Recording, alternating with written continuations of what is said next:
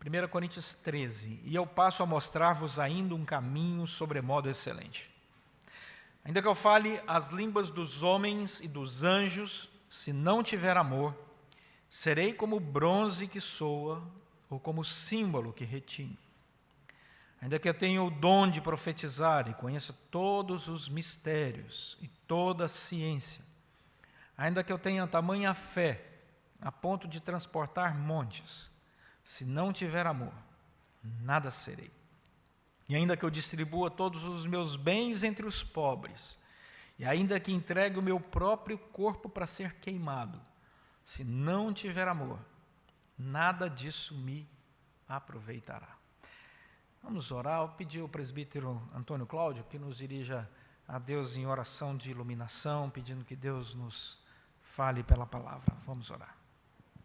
Senhor nosso Pai, nós humildemente estamos diante de Ti, Senhor, para ouvir a Tua voz. Tu nos deste a Tua palavra, inspiraste Paulo para escrevê-la, Senhor, e também inspiraste o reverendo Leonardo para expô-la agora. Que nós sejamos não somente ouvintes, mas praticantes dessa palavra. Te pedimos e te agradecemos em nome de Jesus. Amém, Senhor. Amém, amém. Deus nos criou para andarmos com Ele. É um relacionamento, é um convite de uma caminhada. O ser humano é criado corpo e alma. A alma também é chamada na Bíblia de espírito. São sinônimos. Então você pode dizer que o homem foi criado corpo e espírito ou corpo e alma. Mas Deus nos criou para esse relacionamento com Ele. Quando o homem se distancia de Deus, a sua alma fica vazia. Já falamos sobre isso, essa é a teologia muito bonita de toda a Escritura Sagrada. E quando ele volta para Deus, a sua alma é preenchida pela graça do Senhor, que nos chama a esse retorno de caminhada.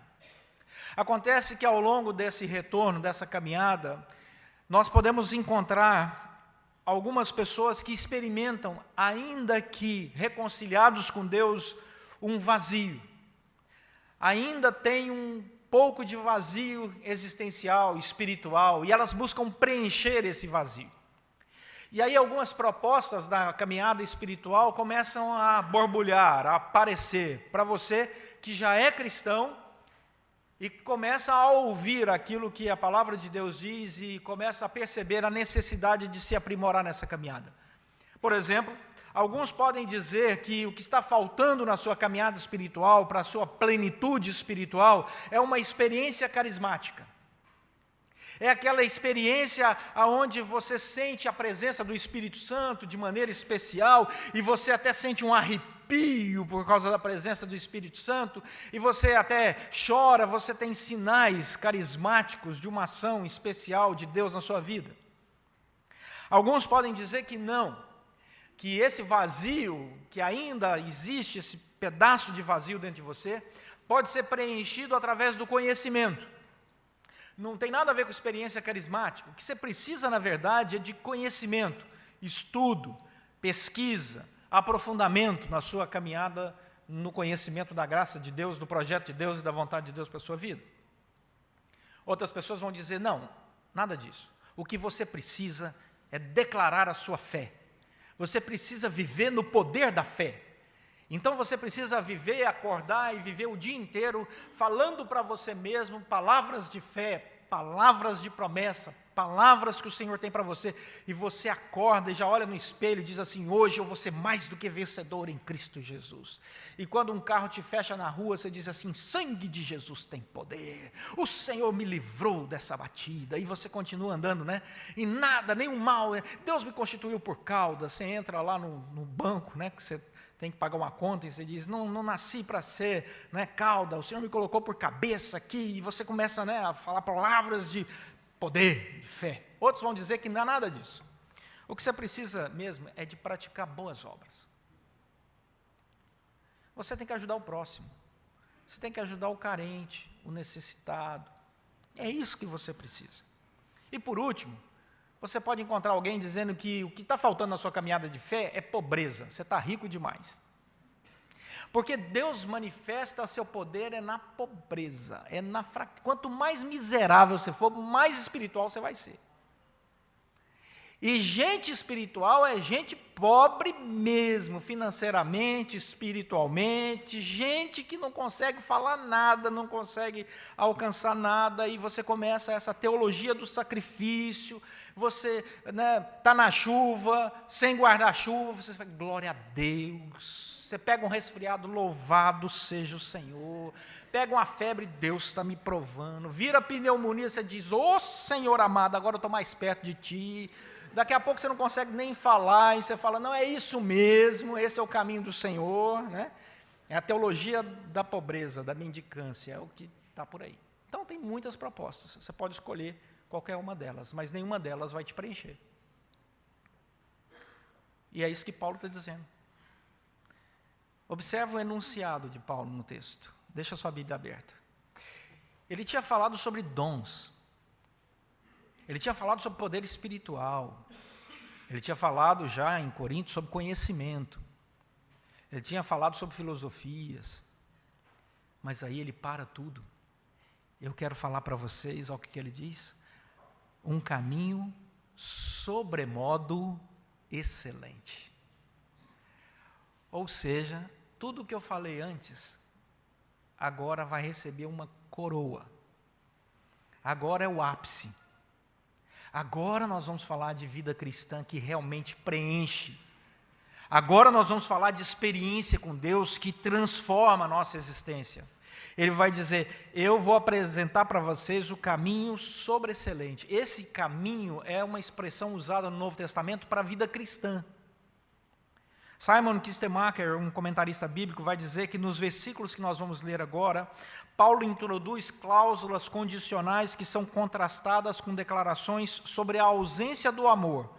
E a cada uma dessas cláusulas ele acrescenta conclusões de realidade descritiva. Ou seja, você vai perceber nos próximos versículos que Paulo fala assim, ainda que, versículo 1, versículo 2, ainda que, versículo 3, ainda que. Paulo começa a introduzir essas cláusulas para chamar nossa atenção sobre a importância do caminho sobreexcelente de vida cristã que ele quer para nós, inspirado pelo Espírito Santo de Deus. E a primeira coisa que ele vai falar é sobre a experiência carismática. Ele diz, ainda que eu fale a língua dos homens e dos anjos, se eu não tiver amor, eu serei como bronze que soa ou como símbolo que retine. A primeira coisa que Paulo diz é, existe experiência carismática, ninguém vai dizer que não existe. Existe, só que eu quero colocá-la no seu devido lugar. Experiências carismáticas são importantes. É importante você na vida cristã chorar. É importante na vida cristã você se sentir alegre. É importante você sentir a ação e a presença do Espírito Santo em determinados momentos da sua vida. Ninguém está dizendo que isso não é importante, só que isso não é o mais importante. Isso não é o único caminho. Ele diz, ainda que eu fale a língua dos homens e dos anjos. João Calvino, assim como todos os outros comentaristas sérios que você lê depois dele, você vai encontrar a seguinte explicação. Aqui, ao referir sobre língua dos anjos, diz Calvino, ele faz uso de hipérbole para algo notável ou raro. Paulo está usando um exagero de linguagem, ainda que eu fale a língua dos anjos e dos homens. Um dos princípios mais importantes para a sua vida espiritual, na teologia reformada, é nunca pegue um versículo isolado e construa uma declaração de fé em cima de um versículo isolado. Não faça isso, porque isso não vai dar certo. Você tem que pegar o versículo e estudar tudo o que a Bíblia diz sobre aquele versículo, sobre aquele assunto. A Bíblia interpreta a Bíblia. Quando na Bíblia aparece a língua de anjos? Como são as expressões das línguas dos anjos na Bíblia? Essa é a pergunta que você tem que fazer. Porque nós temos visto muitas pessoas tentando uma experiência carismática que no final é falsa, infelizmente, porque tentam reproduzir um som que eles julgam que é língua de anjos, quando na Bíblia não existe isso. Como é que é? Todas as vezes na Escritura Sagrada que os anjos falam a linguagem dos homens que eles estão conversando com eles. Então, se o anjo apareceu lá em Abrão, Gênesis capítulo 18, ele fala com ele em hebraico. Se o anjo aparece a Ló, em Gênesis capítulo 19, fala com uma linguagem que Jó falava, o mesmo idioma.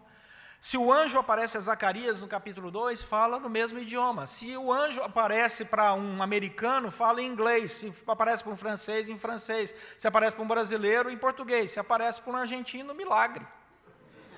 Em espanhol. Eu não aguento, os argentinos me amam. O anjo, não tem uma língua dos anjos na Bíblia. Aqui é um exagero de Paulo. É só olhar todos os outros escritos na Escritura Sagrada, todos os outros versículos. Quando os anjos aparecem, eles falam no idioma inteligível da pessoa. A manifestação do dom de línguas, então, é uma manifestação sobrenatural que vem lá em Atos, capítulo 2, para cumprir uma promessa de Joel, capítulo 2, quando a Bíblia diz, vai chegar o dia do ministério do Espírito Santo, e o ministério do Espírito Santo será inaugurado com essa manifestação, aonde as pessoas vão experimentar algo muito carismático. Quem explica isso é o próprio Pedro. Vamos lá em Atos capítulo 2 para você ver, para a gente entender um pouco dessas línguas. Atos capítulo 2, acontece a descida do Espírito Santo, no Pentecoste. As pessoas começam a falar, depois de ficarem cheias do Espírito Santo, aqueles que estavam em oração, 120. Versículo 4. Todos ficaram cheios do Espírito Santo e passaram a falar em outras línguas. Perceba que a primeira coisa não é batismo do Espírito Santo, é ficar cheio do Espírito Santo. É o que o texto diz. Então isso aqui não é batismo, isso aqui é plenitude do Espírito. O texto está dizendo, todos ficaram cheios. O texto não vai dizer, todos foram batizados. É só ler o texto, que o texto é claro, ele é autoexplicativo. E passaram a falar em outras línguas. A palavra línguas aqui no grego é idiomas, idioma humano. Segundo o Espírito Santo, lhes concedia que falassem. Ora, estavam habitando em Jerusalém judeus, homens piedosos, vindo de todas as nações debaixo do céu. Quando, pois, se fez ouvir aquela voz, afluiu a multidão, que se possuiu de perplexidade, porquanto cada um ouvia falar na sua própria língua. Estavam, pois, atônitos e se admiravam, dizendo, vede, não são porventuras galileus, todos esses que estão aí falando? E Galileu, gente, era o estado mais pobre da nação, era onde tinha pessoas menos letradas, menos cultas.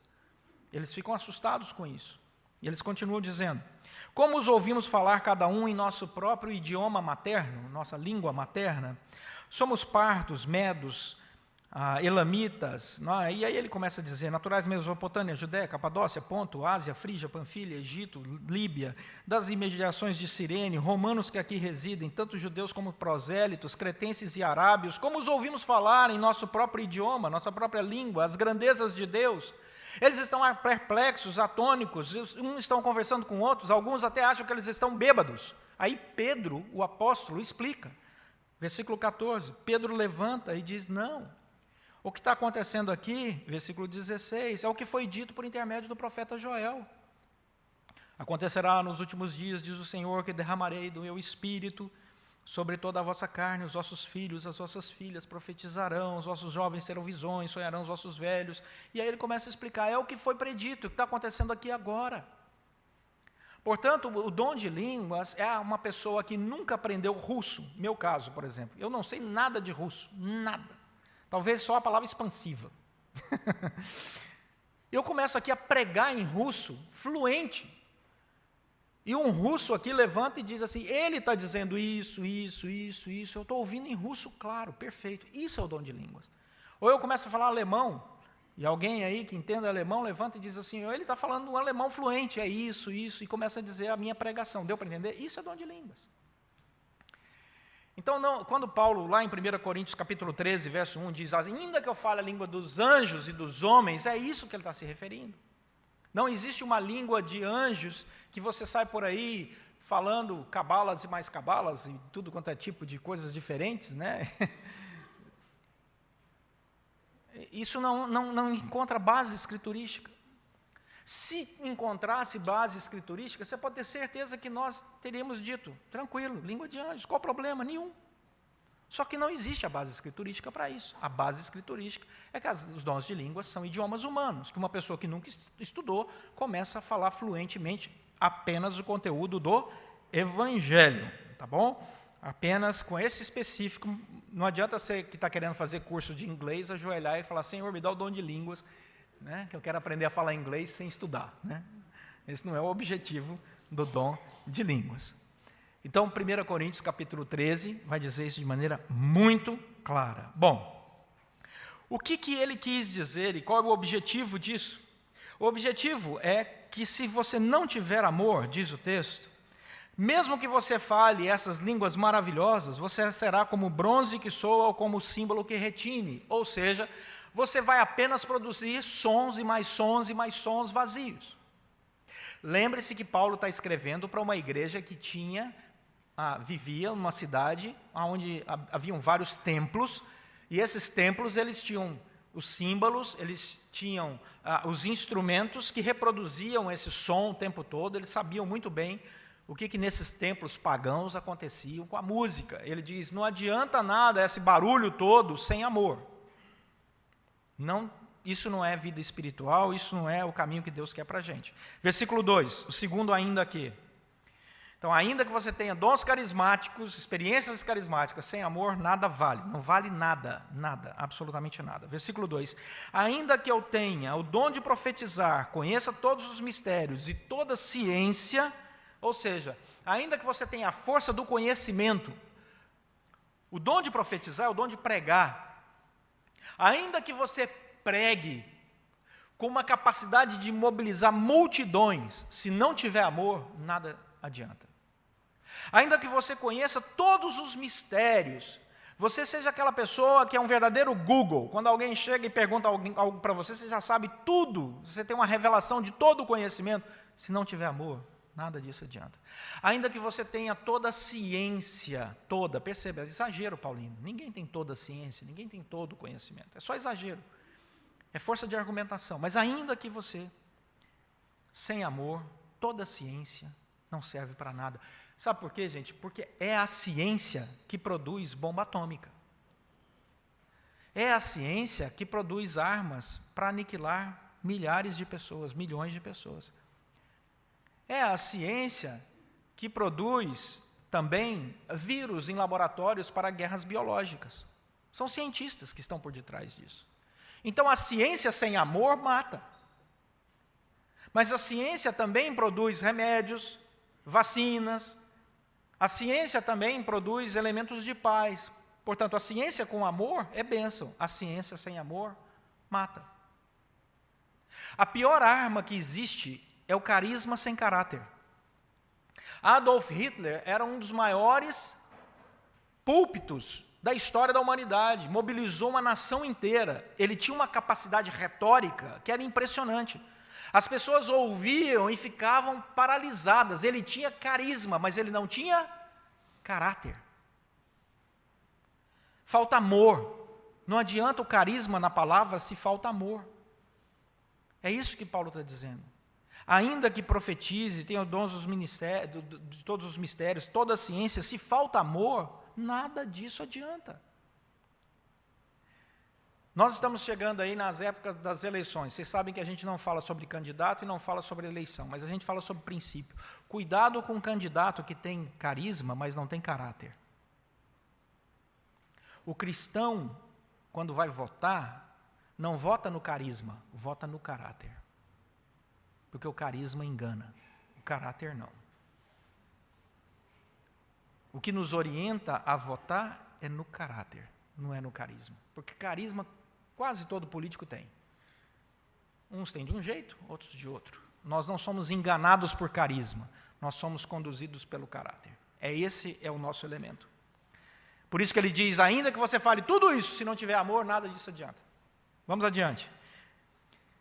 A fé também é outro poder. Ele diz, ainda que eu tenha tamanha fé a ponto de transportar montes, se eu não tiver amor, nada serei. Não adianta declaração de fé, não adianta decorar versículo, não adianta ficar proclamando palavras positivas o tempo todo de autoajuda, se você não tem amor. A fé sem amor é fanatismo, e o fanatismo é intolerante, e a intolerância mata. A fé tem que vir coroada de amor. O poder da fé está na manifestação do amor, do cuidado. O fanatismo, ele não realiza boas obras. O fanatismo é egocêntrico. O fanatismo só leva o indivíduo a falar da fé para ele mesmo, para o seu próprio benefício, para benefício pessoal. Ele fica fazendo declarações de fé não para ajudar alguém, ele fica fazendo declarações de fé para preencher o próprio vazio existencial dele.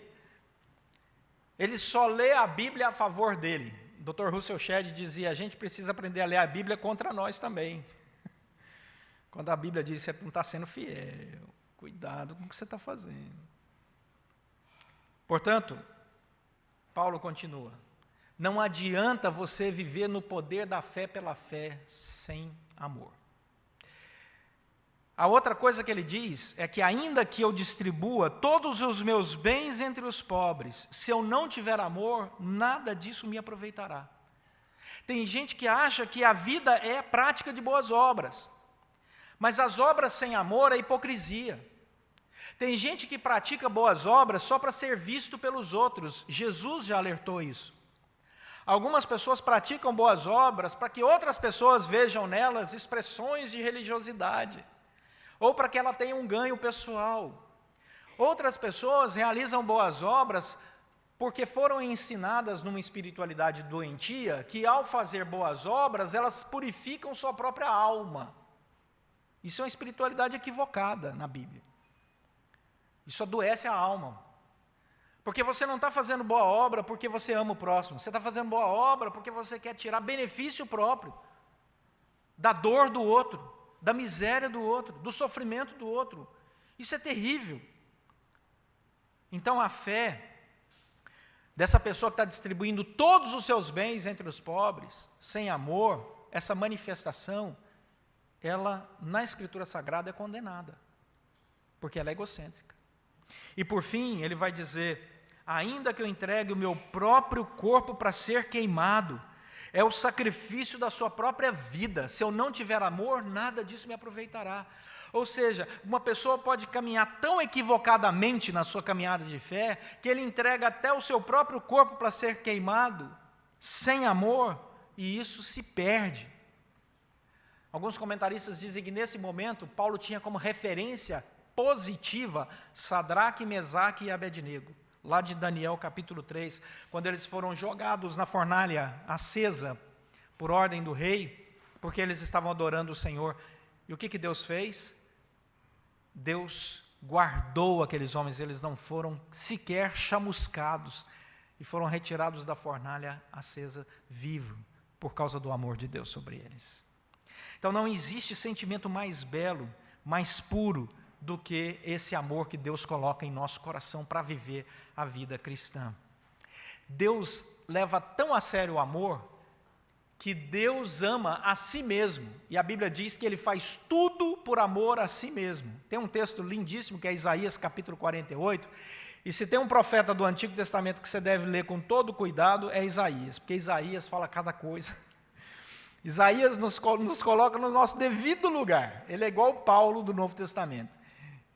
Isaías diz assim: olha, Deus é Deus, abaixa a sua bola e eu vou te mostrar o quanto Deus é poderoso. Olha aí para você ver Isaías capítulo 48, o que o profeta diz a partir do verso 9. Isaías 48, 9. Deus diz assim: por amor do meu nome, retardarei a minha ira, e por causa da minha honra, me conterei para contigo, para que te não venha a exterminar. Eis que te acrisolei, mas disso não resultou prata, provei-te na fornalha da aflição. Agora, olha o que ele diz: por amor de mim, Deus é que está dizendo, por amor de mim, ele repete, é que faço isso, porque como seria profanado o meu nome?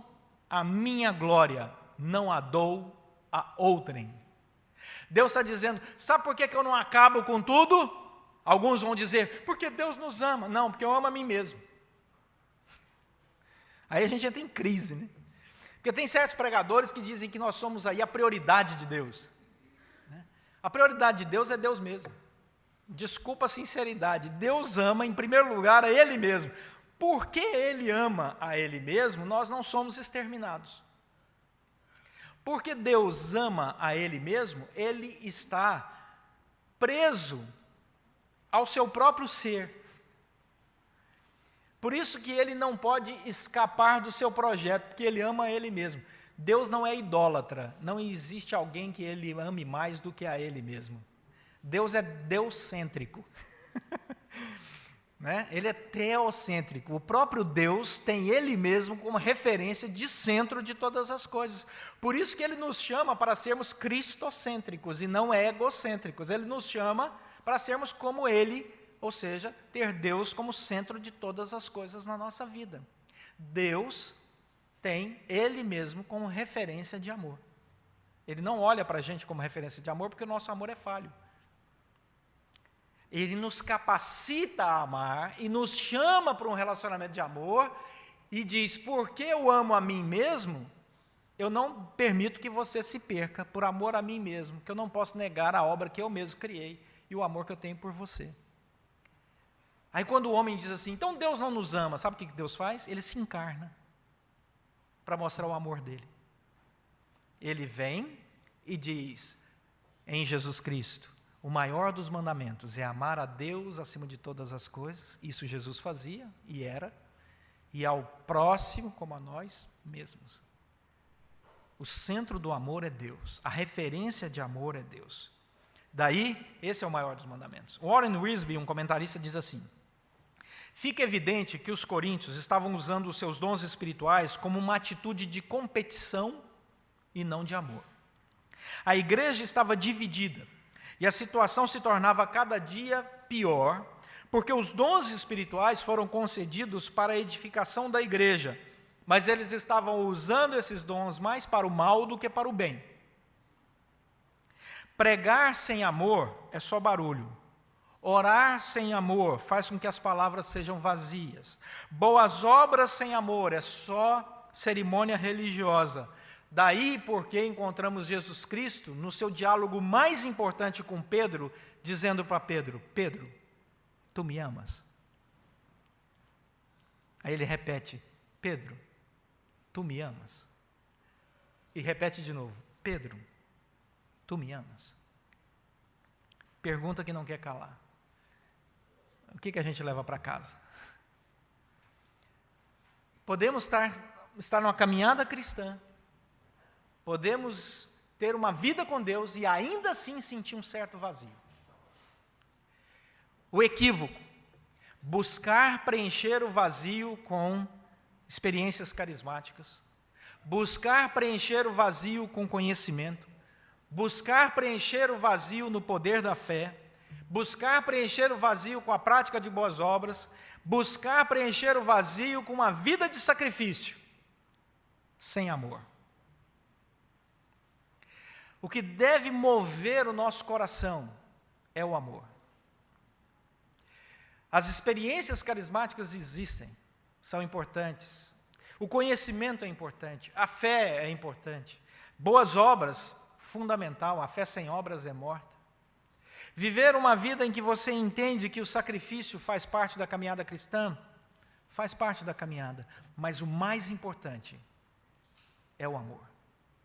O mais importante é o amor. Como é que a gente desenvolve amor? Como é que eu sei que eu estou amando? Quais são as provas do amor? A primeira prova do amor é a vontade de estar junto.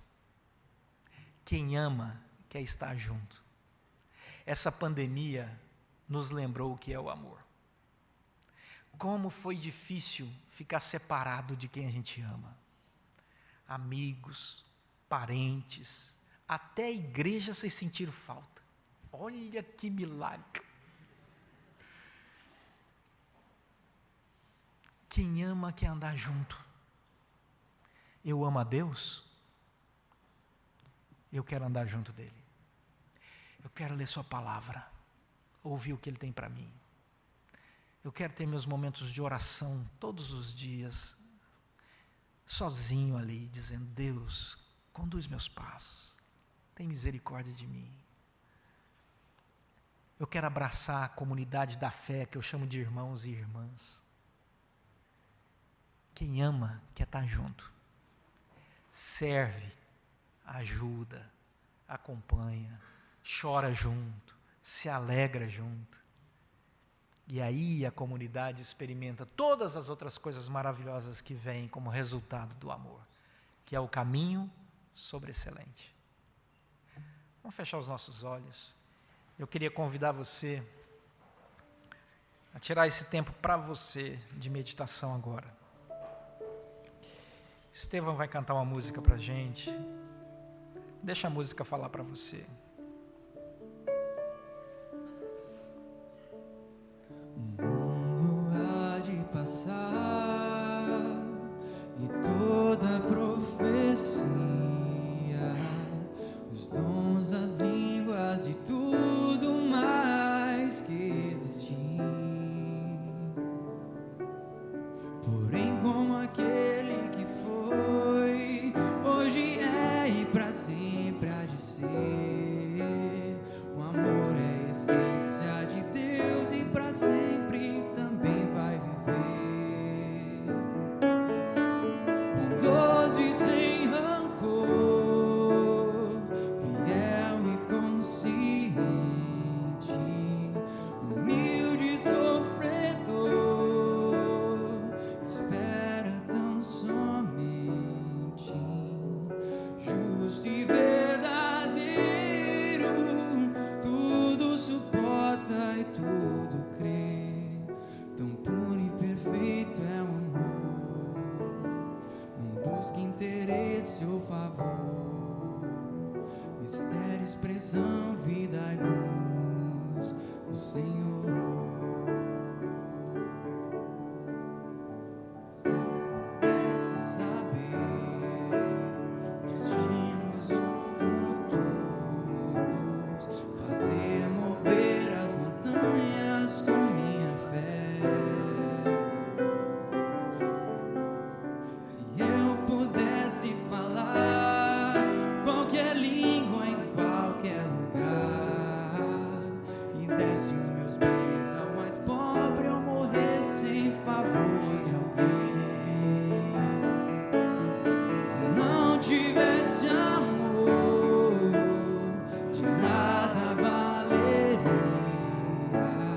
Se não tivesse amor, proveito algum teria. Fiz sem razão, a vida então passaria, vazio seria ao falar, um sino que insiste a tocar. Se dentro de mim não valesse o amor, se não tivesse amor, de nada valeria. Se não tivesse amor, proveito algum teria. Frio e sem razão, a vida então passaria, vazio seria ao falar, um sino que insiste a tocar. Se dentro de mim não valesse o amor,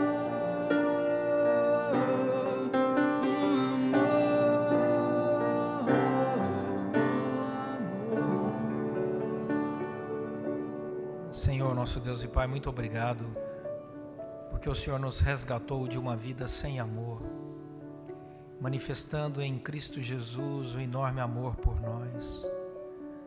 Vindo Cristo e padecendo, sendo esbofeteado, crucificado, porque nos amou.